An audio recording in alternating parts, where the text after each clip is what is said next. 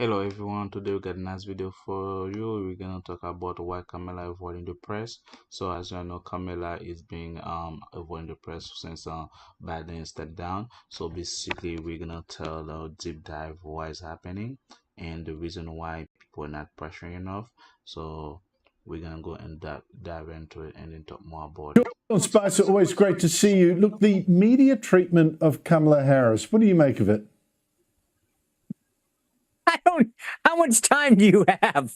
I mean, this is unbelievable, Andrew. They put her on the cover of Time magazine the other day. It was a beautiful cover, by the way, absolutely beautiful, and it said "her moment."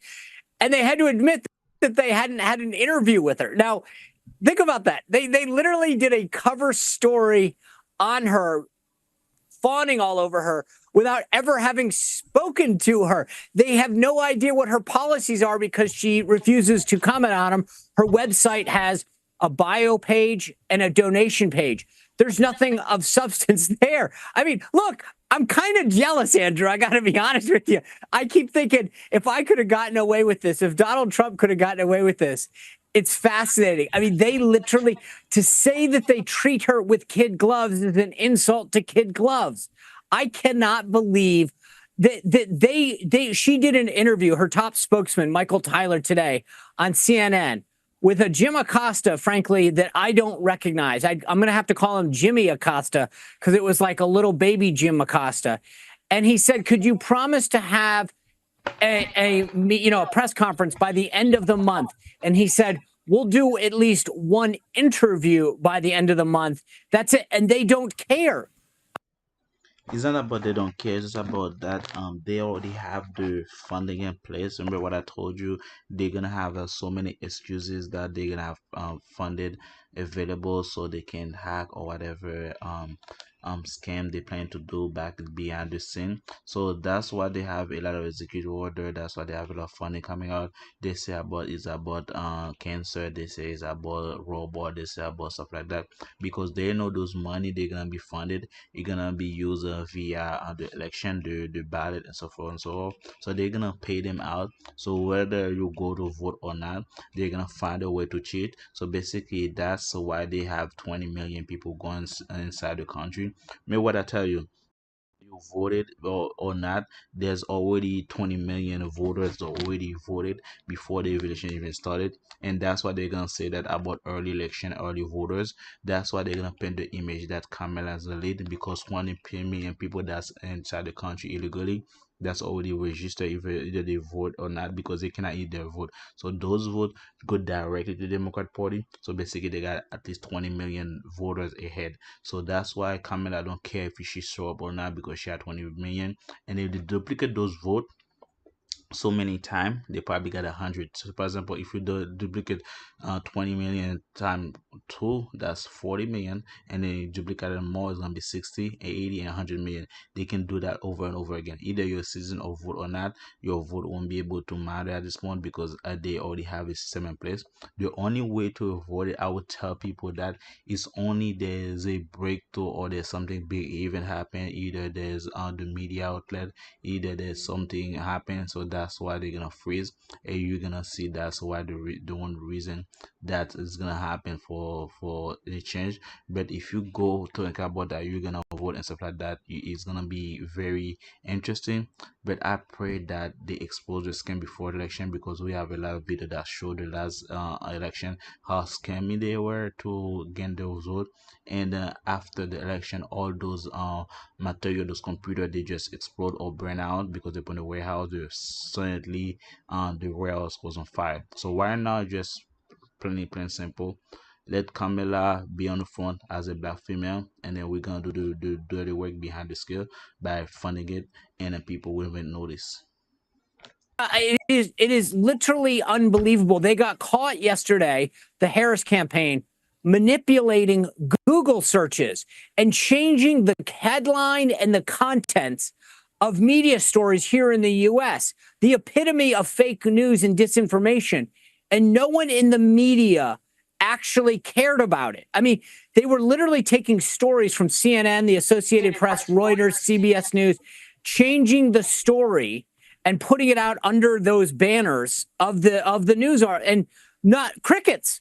I've never seen anything of this in my life. If it wasn't so laughable, I'd be crying. Look, to me, it's absolutely astonishing. So the best is, so her spokesman will give interviews, but the candidate herself will not. I mean, this is just so bizarre. And Americans have got to vote for this person to be their president for 4 years. And the best spokesman can do is say, oh, well, we'll give you maybe one interview, probably to a friendly journalist, one interview, and what would that make it? About the first month and a bit of her candidacy? I mean, it's Like you said, I didn't watch the video ahead, so you can tell that they get caught on Kamala doing about the Google. If they can do that on Google, think about how many things they can go over. And then again, like I said, those money they funded for the campaign, they funded for to do whatever the scheme they're playing behind the scene. They already funded, they already set the system in place. They're just working on it slowly to see that it go to fruition, perfection.